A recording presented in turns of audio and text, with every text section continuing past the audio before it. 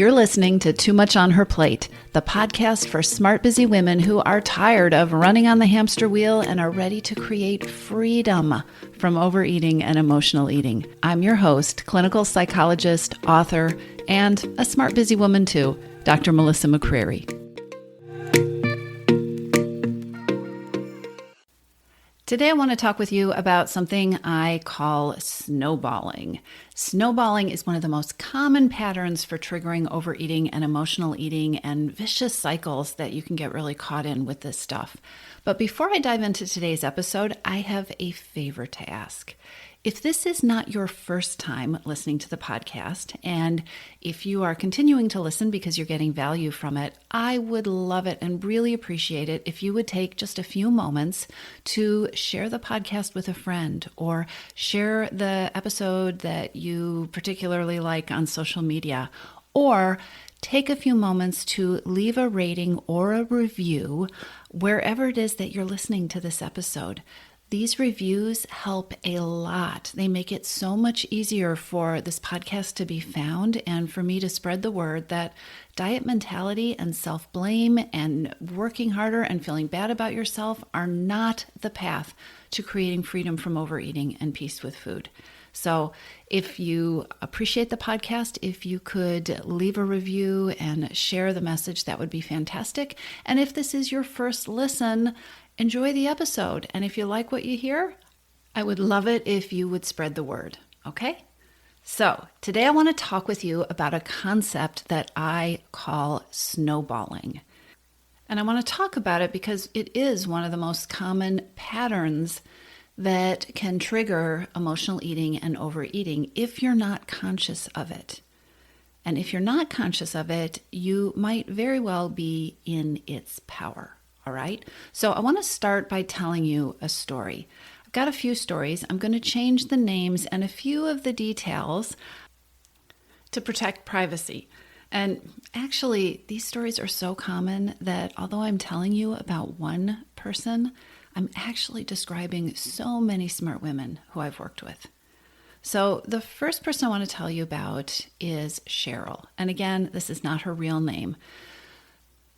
Cheryl had broken a pattern of binge eating, a very strong, lasting pattern that she had of binging. And she had done this during a very difficult time in her life. Now, one of the things that happens when you stop numbing your feelings with food, it's not very sexy, but one of the things that happens when you stop numbing your feelings with food is that you become more aware of your feelings. And sometimes you also become more aware of why you wanted to avoid them in the first place. So Cheryl was in that position. She had tackled some really difficult personal and professional situations at the same time, and she was also allowing herself to actually experience the feelings that went along with them. That's how she was able to take care of these things in a different way. And she wasn't binging. So tough personal and professional situations, feeling her feelings instead of numbing them by binging, not binging, which was something she really wanted to figure out how to do. And on top of that, she'd gotten into a groove with her eating and had found a way of eating that actually felt good. And not only did the way of eating feel good to her, it left her feeling good and energized and not deprived when she ate this way. So things were starting to hum for Cheryl. Right? And much to her surprise, because she didn't expect it was possible, she wasn't obsessed with eating. She was enjoying eating. Okay? And on top of this, Cheryl had gradually, as she'd been making these changes, found a way to move her body that she loved. So she was shocked by this too, but she was loving doing these spin workouts. They were feeling really good. And she had this way of moving on top of everything else that she wasn't forcing herself to do. It felt good, right? So you could say that things were really turning a corner for Cheryl. Cheryl was moving well into freedom from overeating and peace with food and a relationship with her body and with eating and food that she liked, except for this. So diet mentality and the thoughts and the beliefs that go with that about food and weight, those old patterns, they run really deep. And diet mentality doesn't give you credit for all the good stuff, for the steps, for the changes. Because within diet mentality, there is only one measure of success. There is only one measure of good, in air quotes. And that measure, you know what it is did you lose weight? And so Cheryl got out her scale and she stepped on the scale, which, by the way, that's another thing that she had done that had felt really good to her.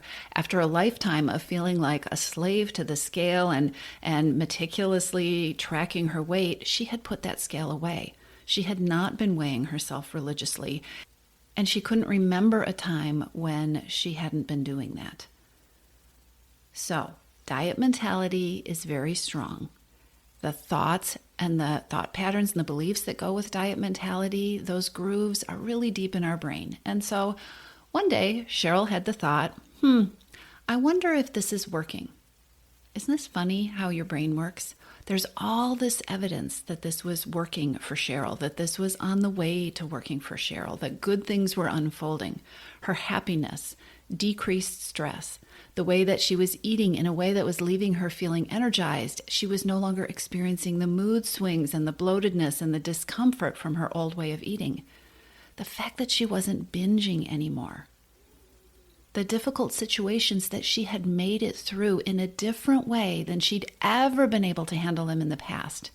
Because she wasn't numbing her feelings, she was taking care of herself and she was responding to the feelings. Big changes. But within diet mentality and old patterns of thinking, none of these things really count. And within that old diet mentality, those old grooves in your brain, it is so easy to have all that stuff happening and have this thought, I wonder if this is really working. And so Cheryl stepped on the scale and she found that in the midst of all these changes, she hadn't lost any weight. And actually, her weight had gone up. And this is where snowballing starts. Snowballing is what I call the cascade of thoughts that we can create that can almost instantly convince us that one thing is really a mountain of things. It's like that snowball that runs downhill in the cartoons, the one where it gets bigger and bigger and bigger and it rolls faster and faster until that little cartoon character is running faster and faster trying to escape this giant snowball to keep from getting squashed, right? Snowballing is when our thoughts combine and get so tangled up and so big, and we forget that they're just thoughts. And we forget that there are other pieces of evidence or other things that are happening. It's really easy when you're snowballing to lose your sense of being grounded and to forget about the power that you have. When you're snowballing, your thoughts and the feelings that come from those thoughts can overtake you. And snowballing causes a ton of overeating and emotional eating. So here's what this looked like for Cheryl in the situation that I just described. She started to snowball. And here's what she told me she was thinking when we took this apart and talked about it later. So she thought, I gained weight. Then she thought, how could this happen? I was working so hard. And then she thought, I've accomplished nothing. Nothing has happened here. And then I can't do this. What's the point? All these old thoughts and familiar patterns, that dance that she knew so well, did what snowballing does. It created more discouragement and more frustration. And Cheryl binged. She had a binge for the first time in a really long time. And it wasn't even food that she was craving that she binged on. She ate the old food, the usual food that she had binged on in the past. And then after the binge, which was part of the snowballing thoughts continued. And her thoughts went something like this. Well, now it's really ruined. I knew that these new things wouldn't last. All those new things I was doing, I knew they wouldn't last. I'm going to struggle with this forever. Nothing ever makes a difference. And then I guess I'm giving up. I guess I can't do this. I guess this is too hard. Which of course was followed by more overeating, choosing food that left her feeling really crappy and that she wasn't even tasting or enjoying, and then dropping the habits that did make her feel good, ignoring this newfound passion she had for cardio, eating more food that made her feel bad, and creating and building up that loop of behavior and thinking that just perpetuated itself. Cheryl got stuck in the snowball cycle. Now, there are two things I need to tell you. I know you've heard it from me before, but we need to repeat it. Diet mentality is never going to help you create freedom from overeating. If all you're pursuing is that singular goal of weight loss, you are never going to break free of the power that food might have in your life. And this doesn't mean that there's anything wrong with having weight loss as a goal or as one of your goals. It does mean that understanding and addressing the reasons that you eat and the reasons that you overeat or binge, that's an essential part of creating lasting change. If you don't address the reasons, food continues to have the power. Cravings continue to have the power. The urges to overeat continue to have the power. So there's diet mentality, and then there's freedom mentality. And within freedom mentality and the path that I help my clients create for themselves, even if weight loss is a goal, it might not come first. I know. Let that sink in. Let that metabolize, because it's really hard for a brain that is used to diet mentality thoughts to absorb. But within freedom mentality, weight loss might not come first, even if it's a goal. I want you to go back and remember all the wins that Cheryl had that her thoughts just pushed out of the picture when she saw that number on the scale. Remember, she wasn't numbing or binging. She was navigating difficult feelings, hard emotions, and really difficult personal situations and professional challenges. She was doing these things. She was figuring out how to eat, how to nourish herself in a completely different way that wasn't about deprivation and the old cycles of dieting and getting too hungry that she'd been through a million times before. She was using trial and error and trying to really find out by using trial and error what worked for her. And guess what?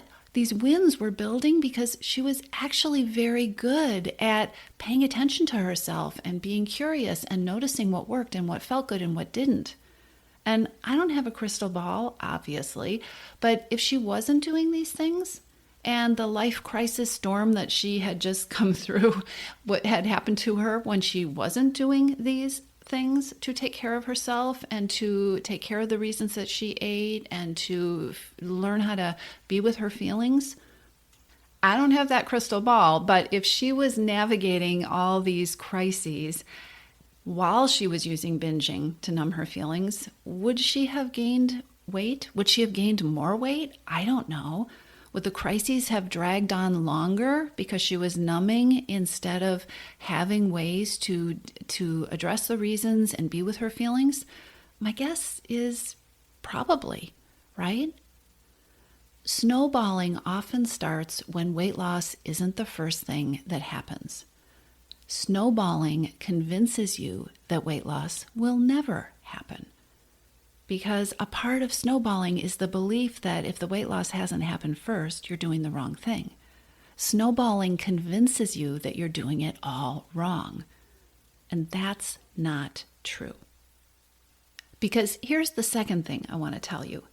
Diet mentality helps reinforce this notion that if you achieve your one goal, that magical goal, that number on the scale, or fitting into that pair of jeans again, all will be fixed. And this is really a lie. The truth is, you'll go through tough times like Cheryl. They'll just be your particular tough set of circumstances. And you might feel challenged in your eating, or you might binge, or you might have a bad day, or you'll go off track, or whatever the words are that you call it when things don't go as planned or as you want them to with food. Freedom mentality means that you have ultimately created a relationship with food and a way of eating that actually works for you, that doesn't leave you feeling deprived, that you enjoy and that you can return to. It's not something you have to make yourself do, which is so different from that cascade of snowballing. If you have a bad day, you just take the next step. If you have a binge, I don't know, you can drink a glass of water or you could be kind to yourself. But the point is, you get to just go back to doing what works for you without the drama, without that snowball of stories of it all being ruined and you being bad and it being a failure and it all being impossible and it all being too hard. And don't worry, I'm not going to leave you hanging because I know many of you, if not all of you, are wondering, but she gained weight. What about this gaining weight part of this thing? Listen, this is one woman's story. This is Cheryl's story, but this is also a story that is familiar to so many of us. And what I want you to hear is that snowballing tells you to throw out the baby with the bathwater. Throw it all out, start over, quit, despair, blame yourself, right? You've got to begin anew on Monday or the first of the month or next season or after the holidays. You have to start over or be tougher or find something new. Freedom mentality is a complete shift. Freedom mentality is about learning and continuing to learn what works for you. And then as you learn what works for you, expanding on it. In diet mentality, it was all ruined. It hadn't worked, right? It was time to start over. But for Cheryl, lots of things are working. And if she sticks with them and fine-tunes them and keeps learning what works and what doesn't, and also, okay, how can she make these things work better? Or how can she fine-tune things to help her move toward all of her goals or the next one of her goals? As she does this, she will keep unfolding what it looks like to achieve her goals, to get where she wants to go by eating in the way that works for her to get her to the goal she wants, in a way that's designed to be a lasting way of living at her goal, being the woman who lives at her goal instead of is constantly trying to get there or stay there. So let me show you a little bit of what it looks like to not be snowballing. I want to tell you about another client of mine who is in mid-process of creating a new relationship with food. And she was recently describing to me how her eating is, I guess I would say, evolving. Even though it's not exactly where she wants it to be yet, she can see changes happening, right? So she's working through the Missing Piece program. She's learned a lot about the reasons that she overeats, and she's also discovered ways to take care of those reasons, which for her often are strong feelings. She's an emotional eater, and so often in the past, she has used food as a way to numb feelings like fear and anxiety. And in the Missing Piece program, she's been learning how to handle these strong feelings that she has, how to take care of herself in ways that aren't reaching for something to eat. Now, she hasn't achieved her goals yet, but she's also not stuck in snowballing. And so this is how she describes what she sees currently happening with her eating. She said, sometimes I still eat more than I want to, or I eat foods that I don't necessarily wish that I was eating, but the reasons aren't the same as they used to be. So as she describes it, it feels like she's untangling her eating and her overeating from the reasons that she used to overeat in the past.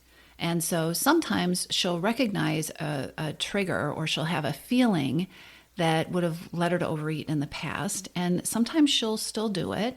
And she said that sometimes I just feel like there's just this old automatic eating habit that I haven't figured out, what to do about yet.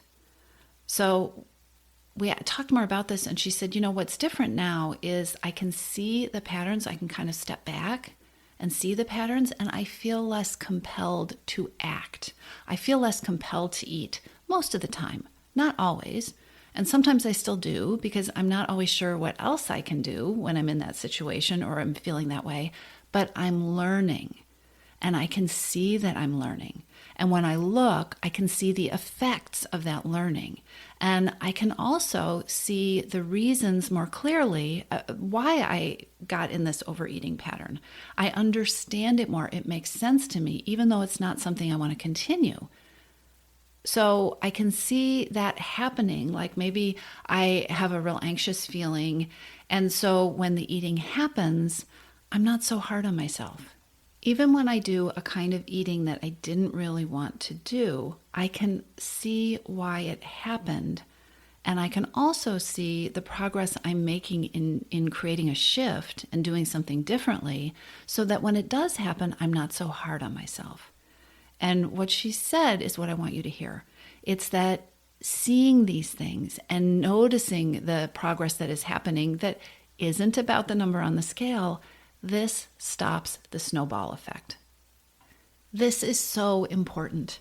This is so important because what she said is, even when I do eat more than I want to eat, now I can step back. Now I can see what's going on. I can also see that eventually I'm going to be able to figure out how to shift this. If I keep doing this work, I'm going to get to my goal without any dieting at all. That part of your brain that has been raised on diet mentality doesn't want to hear this, but it is true. Sometimes weight loss doesn't happen first. And it doesn't mean you're doing everything wrong. Often it's a sign that you are doing lots of things right, that you are building a new foundation, that you are creating a new approach, and that you are owning, well, not just owning, you're creating a relationship with food that you want to own and that you can have for the rest of your life. So if you catch yourself snowballing, first, I want you to congratulate yourself, because here is the deal. Noticing that you are snowballing, noticing that you are telling yourself a bunch of unhelpful thoughts that are getting you stuck, noticing what's happening is the first step to breaking the cycle. And that is true even if you notice later than you wanted to, even if you notice the week after or 2 weeks into the cycle. Noticing is the first step. Notice the thoughts that are building the snowball of hopelessness. And then I want you to look for other thoughts. I want you to ask yourself, what has worked? What was working? What has changed? What kind of positive things have I been doing? Ask yourself what you know about why you want to step away from diet mentality. Remind yourself why diet mentality didn't work for you. Remind yourself why it hasn't worked in the past. Remind yourself what doesn't feel good about it.